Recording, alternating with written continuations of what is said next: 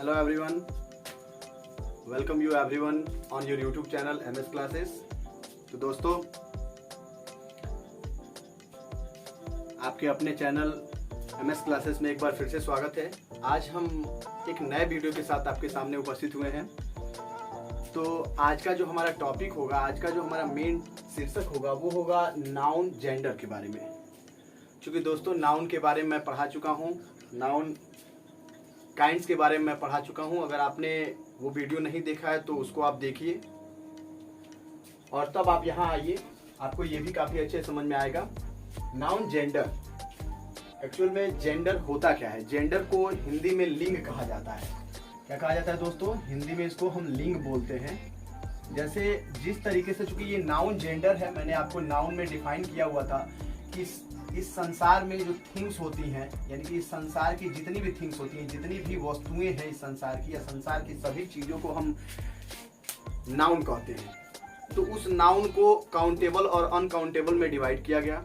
उस काउंटेबल और अनकाउंटेबल के थ्रू आपको बताया गया कि यह 5 प्रकार का होता है, जिसमें प्रॉपर, कॉमन, कलेक्टिव, मटेरियल और एब्स्ट्रैक्ट के बारे में बताया गया। दोस्तों अब उसी को हम क्या करते हैं, जेंडर के रूप में डिवाइड करते हैं। तो दोस्तों ये जेंडर क्या होता है? तो चूंकि जेंडर जो होता है वो क्वालिटी को डिफाइन करता है। क्वालिटी मतलब किसी चीज का गुण बताता है। अब ये किसका गुण बताता है? तो वह नाउन का गुण बताता है कि वह कौन से सेक्सुअल ऑर्गन में आता है। अर्थात एक नाउन जो होता है वह किस जेंडर के अंतर्गत आता है, ये जो हमें बताता है। यानी कि ये जो क्वालिटी बताया जाता है सेक्सुअल ऑर्गन की, ये चीज जो होता है जेंडर के अंतर्गत आता है। दोस्तों तो ये सबसे पहले there are 4 types of gender. Gender 4 प्रकार का होता है। कितने प्रकार का होता है? 4 प्रकार का।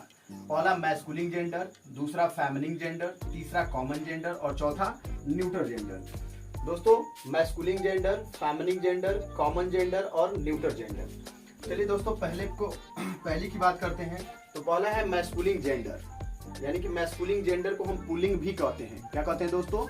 जिसमें पुरुष जाति का बोध होता है। तो सबसे पहले डेफिनेशन देखते हैं। लिखा हुआ है any noun that tells us about male sexual organ is called masculine gender. अर्थात कोई भी ऐसा नाउन जो हमें मेल सेक्सुअल ऑर्गन के बारे में बताता हो, अर्थात ये बताता हो कि यह कोई व्यक्ति है, कोई मेल पर्सन है, अर्थात कोई पुरुष जाति से रिलेटेड है।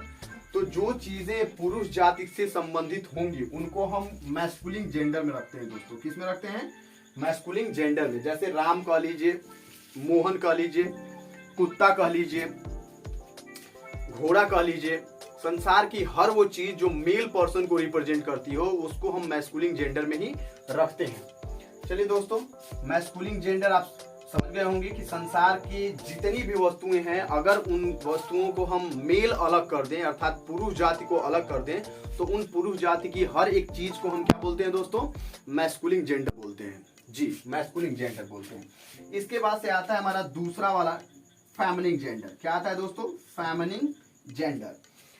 Any noun that tells us about female sexual organ is called feminine gender। अर्थात दोस्तों कोई भी ऐसा नाउन जो हमें किसी फीमेल सेक्सुअल ऑर्गन के बारे में बताता हो, किसके बारे में बताता हो? फीमेल सेक्सुअल ऑर्गन, अर्थात किसी महिला के बारे में, किसी महिला की क्वालिटी को रिप्रेजेंट करता हो, तो ऐसे नाउन को हम बोलते हैं फेमिनिन जेंडर। क्या बोलते हैं दोस्तों? फेमिनिन जेंडर ऐसे नाउन को कहा जाता है। तो जैसे मान लेते हैं इसमें हम किसी भी लड़की का नाम रख सकते हैं, सीता रख सकते हैं, कुतिया कहा जा सकता है, घोड़ी कहा जा सकता है, किसी भी, जैसे किसी भी लड़की का नाम रख लीजिए, परी कह लीजिए, ठीक है। कोई भी चीज आप जो फीमेल जाति को प्रदर्शित करता है उस चीज को आप क्या कहेंगे? फेमिनिन जेंडर के अंतर्गत रिप्रेजेंट करते हैं दोस्तों। अब हम आगे बढ़ते हैं। इसके बाद तो हमारा जो तीसरा आता है दोस्तों, जो हमारा तीसरा नाउन, तीसरा जो हमारा जेंडर होता है वो होता है कॉमन जेंडर। क्या होता है? Common gender. चलिए कॉमन जेंडर से पहले कुछ ऐसी चीजें, कुछ ऐसे वर्ड्स जो हमें ये बताते हो कि मैस्कुलिन और फेमिनिन क्या होता है। मैस्कुलिन जेंडर एक तरफ आप बना लेंगे दोस्तों, मेरे साथ लिखते चलिए, और एक तरफ आप बना लीजिए फेमिनिन जेंडर। क्या बना लीजिए? Feminine gender. कुछ वर्ड्स मैं आपको बता देता हूँ इस पे, जो आपको हमेशा की तरह याद रखने हैं, और ये अक्सर एग्जाम में पूछे जाते हैं। बड़े बड़े आप एग्जाम देने जाएंगे, कॉम्पिटेटिव एग्जाम देंगे, चाहे कोई भी एग्जाम देंगे, उन एग्जामों में ये चीजें पूछी जाती हैं दोस्तों। तो पहला मैस्कुलिन में अगर हम लिखते हैं BACHELOR, बैचलर, BACHELOR, बैचलर। इसका हिंदी अगर आप देखेंगे तो ये होता है कुंवारा, और ये किसी मेल जाति के लिए लगता है। वही अगर स्पिनेस्टर की बात की जाती है, SPINSTER, स्पिनेस्टर मतलब भी होता है कुंवारी, मतलब किसी अविवाहिता को हम कहते हैं कुंवारी, मतलब किसी लड़की के लिए अगर हमें लगाना हो तो स्पिनेस्टर का प्रयोग करेंगे। क्या प्रयोग करेंगे दोस्तों? स्पिनेस्टर। इसके बाद से अगर हम रैम की बात करते हैं, RAM, रैम मतलब होता है भेड़ा। क्या होता है दोस्तों? भेड़ा होता है, भेड़ा आप जानते होंगे। और EWE जो होता है, औ, इसका मतलब जो होता है वो होता है भेड़ी। तो आप हमेशा याद रखते चलेंगे इन चीजों को। उसके बाद से दोस्तों स्टैग और रैबिट की बात की जाए, STAG स्टैग कर लीजिए, या RABBIT रैबिट कर लीजिए। इसका हिंदी होता है, ये नर हिरन होता है। क्या होता है दोस्तों? नर हिरन होता है।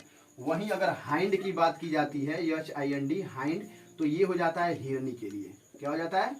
हिरनी के लिए। ठीक है दोस्तों।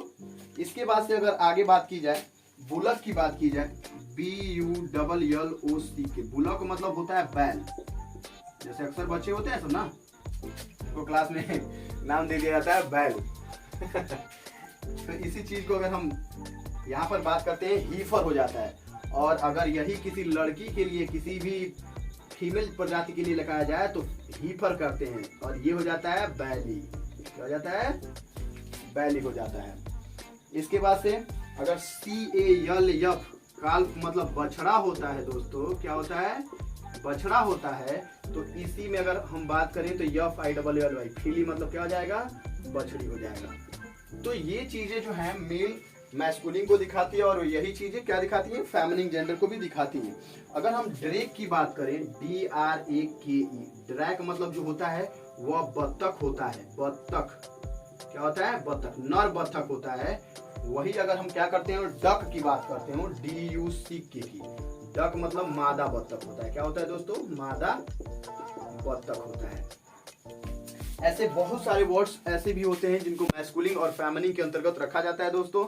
अगर इसी में हम नेफ्यू की बात करते हो, नेफ्यू मतलब भतीजा होता है, तो वही नीस मतलब NIECE, नीस मतलब क्या हो जाता है? भतीजी हो जाता है दोस्तों। आगे अगर ड्रोन की बात की जाए, ड्रोन का मतलब जो होता है वो होता है नर मक्खी होता है। तो वही फ्लाई का मतलब जो होता है, या बी का जो मतलब होता है वो मादा मक्खी से होता है।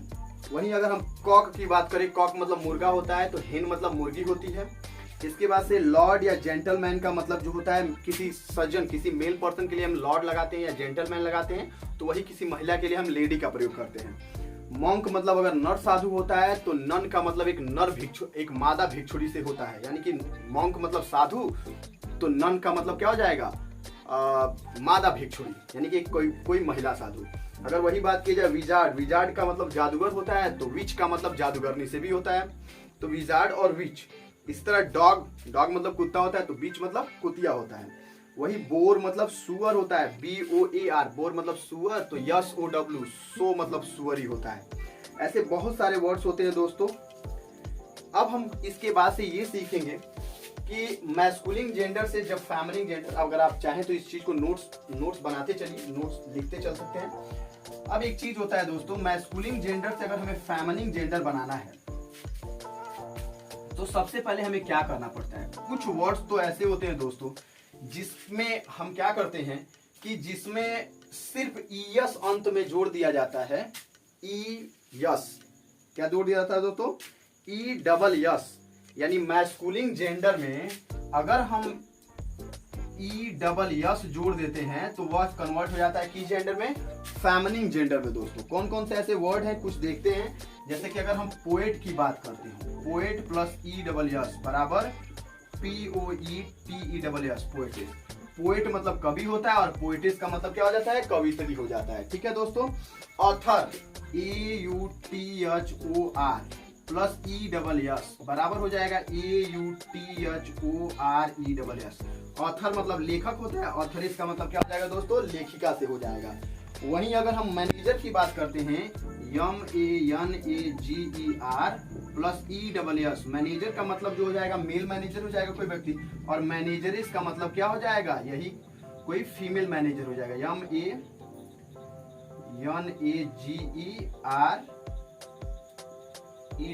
दोस्तों। अब इसी तरीके से अगर हम बात करते हैं, कुछ चीजें ऐसी भी होती हैं जैसे टाइगर हो गया, TIGER, और यहाँ पर TIGRESS, टाइग्रेस, ठीक है। इसके बाद से ट्रेटर हो गया, TRAITER, ट्रेटर मतलब गद्दार होता है, देशद्रोही से होता है दोस्तों, तो यही TRAITERESS हो गया, ट्रेटरेस। तो कुछ वर्ड्स ऐसे होते हैं जिसको मैस्कुलिन से फैमिलिंग बनाते समय ESS जोड़ देने से क्या हो जाता है, वो फेमिनिन जेंडर में कन्वर्ट हो जाता है दोस्तों, यानी कि मैस्कुलिन जेंडर से फेमिनिन जेंडर में कन्वर्ट हो जाता है। बस एक चीज आप हमेशा याद रखिएगा दोस्तों, इस चीज का एक बड़ा सा एक्सेप्शन होता है, गवर्नर, GOVERNOR,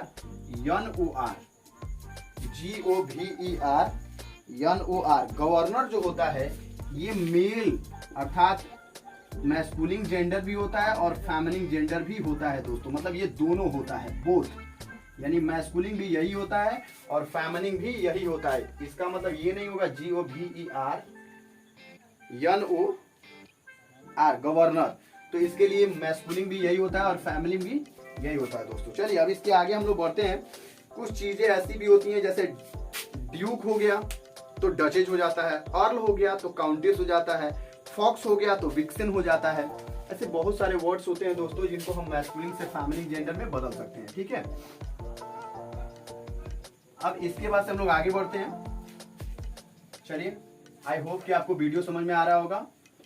तो अगर दोस्तों वीडियो आपको अच्छा लग रहा है तो एक बार चैनल पर नए हैं तो चैनल को सब्सक्राइब कीजिए, और अगर आपने चैनल को सब्सक्राइब कर दिया है तो वीडियो को लाइक कीजिए, कमेंट कीजिए, और जो भी चीजें आपको नहीं आ रही हैं उसका एक कमेंट जरूर डालिए, ताकि आपको दोबारा से उसके बारे में कुछ भी इंफॉर्मेशन देना हो तो नया वीडियो बना के अपडेट किया जा सके।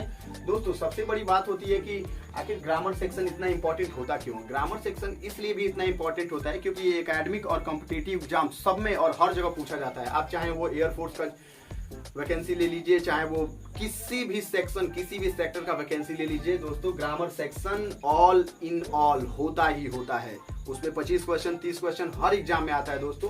तो ये जितनी भी सारी चीजें पढ़ाई जा रही हैं आपके कॉम्पिटिटिव एग्जाम के लिए और आपके एकेडमिक सेशन के लिए, हर एक चीज के लिए इंपॉर्टेंट है। तो आप बने रहिए हमारे वीडियो के साथ, काफी मजा आने वाला है आपको।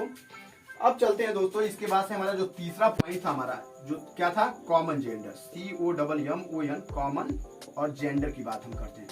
कॉमन जेंडर की बात के बारे में क्या बताया गया था, any noun that tells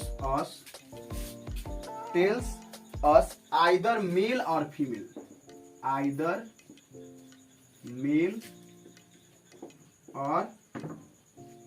female sexual organ is called common gender। अर्थात दोस्तों एक ऐसा नाउन जो हमें मेल के बारे में भी बताता हो और फीमेल के बारे में बताता हो, अर्थात ये भी बताता हो कि इसमें कोई मेल भी आ सकता है और इसमें कोई फीमेल भी आ सकता है। मतलब ये कह सकते हैं कि जिसमें ये बताया जाए कि एक मेल पर्सन और एक फीमेल पर्सन उस वर्ड से दोनों को रिप्रेजेंट किया जाता हो, ऐसे वर्ड को हम कॉमन जेंडर बोलते हैं दोस्तों। जिसमें हम क्या कर सकते हैं, टीचर रख सकते हैं, डॉक्टर रख सकते हैं दोस्तों, DOCTOR डॉक्टर रख सकते हैं, प्रोफेसर रख सकते हैं, ठीक है दोस्तों। इसके बाद से और भी बहुत सारे वर्ड्स हैं, जैसे मान लेते हैं स्टूडेंट को रखा जा सकता है, इसमें स्टूडेंट्स रख लीजिए, ऑर्फन रख लीजिए। ऑर्फन का मतलब अनाथ होता है दोस्तों, क्या होता है, अनाथ होता है। लीडर आप रख सकते हैं, लीडर रख लीजिए, ETC बहुत है ये। मतलब आप ये समझिए कि कोई भी ऐसा नाउन जो हमें मेल और फीमेल दोनों के बारे में बताता हो, अर्थात उसमें कोई पर्टिकुलर चीज के बारे में ना बताया जाता हो, अर्थात ये ना बताया जाए कि ये मेल है तो सिर्फ मेल के लिए लगेगा, ये फीमेल है तो सिर्फ फीमेल के लिए लगेगा, जबकि मेल और फीमेल में जो भेदभाव नहीं करता है, दोनों को इक्वल बना के चलता है दोस्तों, उसको हम क्या बोलते हैं? कॉमन जेंडर बोलते हैं दोस्तों। क्या बोलते हैं? कॉमन जेंडर बोलते हैं। अब हमारा बात आता है, अब एक चीज और इसमें आप रख सकते हैं, थिप भी रख सकते हैं दोस्तों। थिप ये भी जो होता है क्या होता है?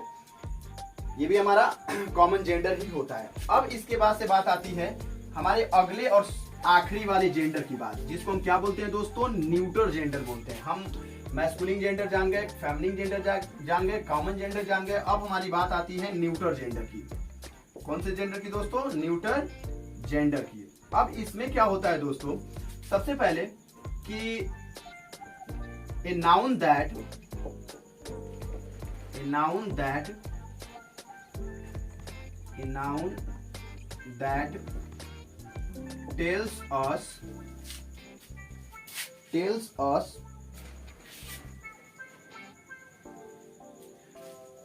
tells us neither male nor female sexual organ is called neuter gender.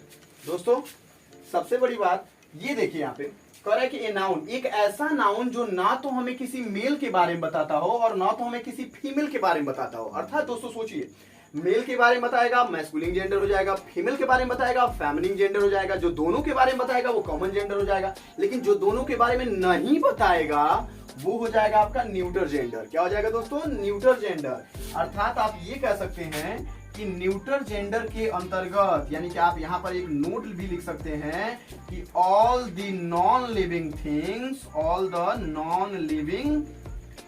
Things, मतलब कि जितनी भी दुनिया में निर्जीव वस्तुएं हैं, यानी कि जो चल नहीं सकती, जो उठ नहीं सकती, जो दौड़ नहीं सकती, जो बैठ नहीं सकती, ऐसी चीजों को निर्जीव नॉन लिविंग थिंग्स कहा जाता है दोस्तों।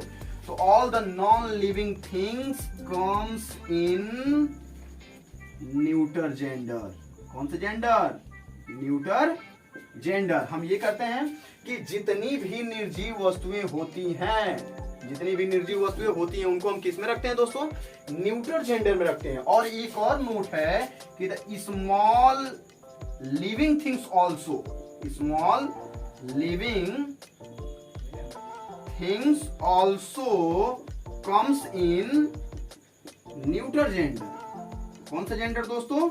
Neuter gender. मतलब जितनी भी छोटी छोटी चीजें आती हैं जिसमें मेल और फीमेल को डिफाइन करना पॉसिबल नहीं हो पाता है, जिसमें ये पता नहीं लगाया जा सकता है कि आइदर दिस इज मेल और फीमेल, तो ऐसी चीजों को हम क्या बोलते हैं दोस्तों? हम उसको भी न्यूटर जेंडर में ही रखते हैं। और न्यूटर जेंडर को रिप्रेजेंट करने के लिए हमारे पास जो सब्जेक्ट होता है वो होता है इट दोस्तों। क्या होता है? इट। तो छोटी छोटी चीजें, छोटी छोटी लिविंग थिंग्स को भी हम किस में रखते हैं? न्यूटर जेंडर में ही रखते हैं दोस्तों। जैसे इसके लिए हम टेबल का प्रयोग करें, ट्री का प्रयोग करें। अभी ट्री पे बहुत सारी चर्चाएं हो चुकी हैं, पहले की वीडियो में भी मैंने बताया हुआ है कि according to English tree is a non living things, but according to science tree is a living things. ठीक है दोस्तों, इसके बारे में मैंने पहले भी बताया हुआ है, आप उसको देख लीजिएगा।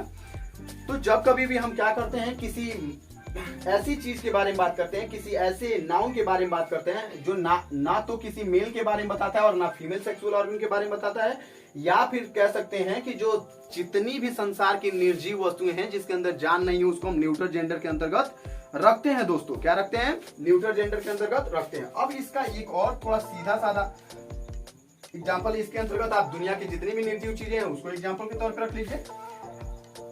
चलिए, न्यूटर जेंडर के अंतर्गत एक और नोट है, आप नोट ध्यान में रखेंगे इस चीज को कि कभी कभी क्या होता है दोस्तों, कभी कभी क्या होता है, some non living things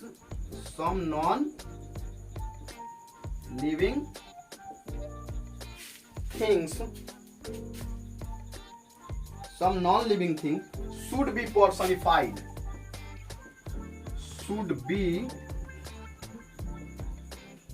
personified if this object shows क्या, ये दिखाता हो क्या, पावर फियर और क्या दिखाता है दोस्तों, पावर फियर, तो वो होता है masculine gender, MASCULIN, masculine gender. और इस जेंडर में क्या क्या आता है, सन आता है, समर आता है, विंटर आता है, डेथ आता है, टाइम आता है। क्या आता है दोस्तों, टाइम ETC। सन आएगा,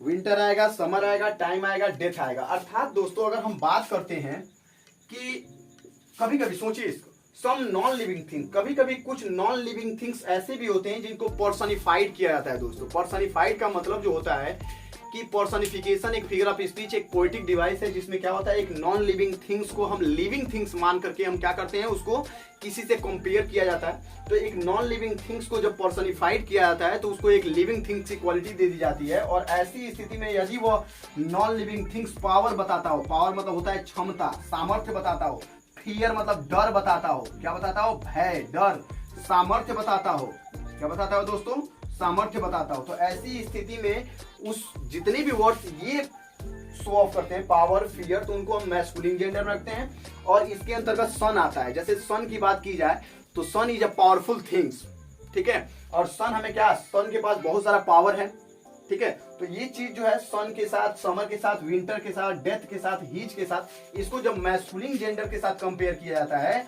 तो इनको अगर एज ए सब्जेक्ट हम मानते हैं तो पॉसेसिव केस के रूप में इनके लिए हम अब यहां पर हीज का प्रयोग करते हैं। जैसे कि मान लेते हैं, कहेंगे कि the sun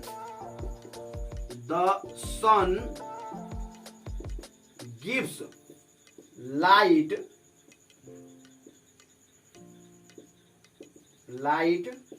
to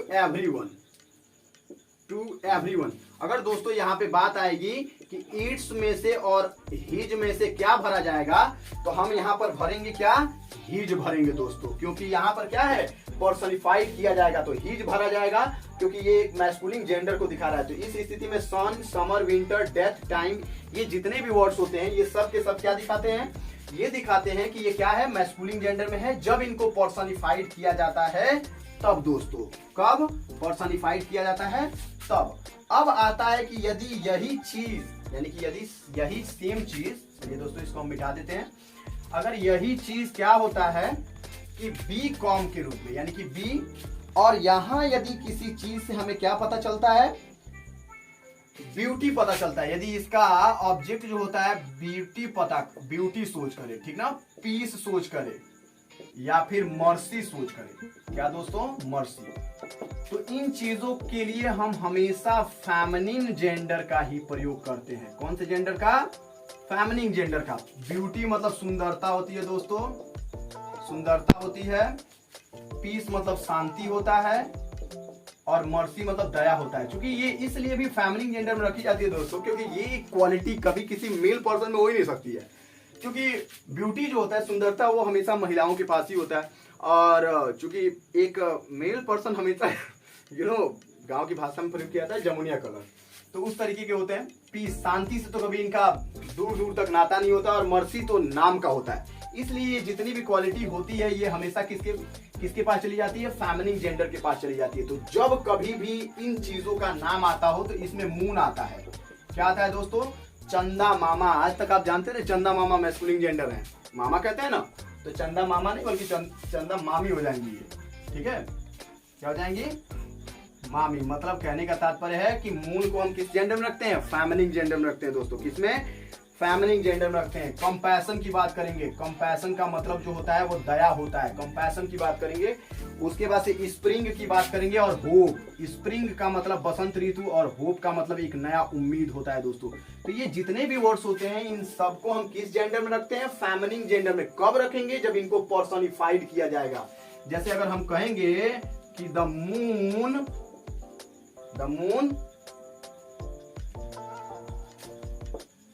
the moon has hidden dot dot dot face behind the cloud. तो दोस्तों यहां पर अगर हम बात करेंगे इट्स के लिए और हर के लिए और हिज के लिए, तो आपको फील करना पड़ेगा यहां हर, क्योंकि ये क्या है, मून को हम फेमिनिन जेंडर से कंपेयर करते हैं। तो यहां हो जाएगा the moon has hidden her face behind the cloud, यानी कि चांद ने अपना चेहरा बादलों के पीछे छिपा लिया। कहां छिपा लिया दोस्तों? चांद ने अपना चेहरा बादलों के पीछे छिपा लिया। तो आई होप कि आपको नाउन जेंडर का ये पार्ट समझ में आया होगा। अगर आपको वीडियो अच्छी लगी हो तो चैनल को सब्सक्राइब कीजिए, वीडियो को लाइक कीजिए और अपने दोस्तों के बीच में शेयर कीजिए दोस्तों। और अगर आपको इससे रिलेटेड किसी भी तरह की कोई भी प्रॉब्लम आए तो वीडियो में कमेंट करके जरूर बताइए कि आपको कहां और कौन सा पार्ट समझ में नहीं आया। उम्मीद करेंगे कि एक नए वीडियो के साथ आपकी उन प्रॉब्लम को सॉल्व करने का काम हम जरूर करेंगे। वो कहते हैं कि रख हौसला वो मंजर भी आएगा, रख हौसला वो मंजर भी आएगा, प्यासे के पास चलकर समंदर भी आएगा। बशर्ते आपको ये हौसला रखना पड़ेगा कि आपकी उम्मीदें, आपका मेहनत आपके साथ है दोस्तों। तो फिर तब तक के लिए मिलते हैं एक नए वीडियो के साथ, एक नए उम्मीद और एक नए उत्साह के साथ। तब तक के लिए thank you, have a nice day, आपका दिन शुभ हो।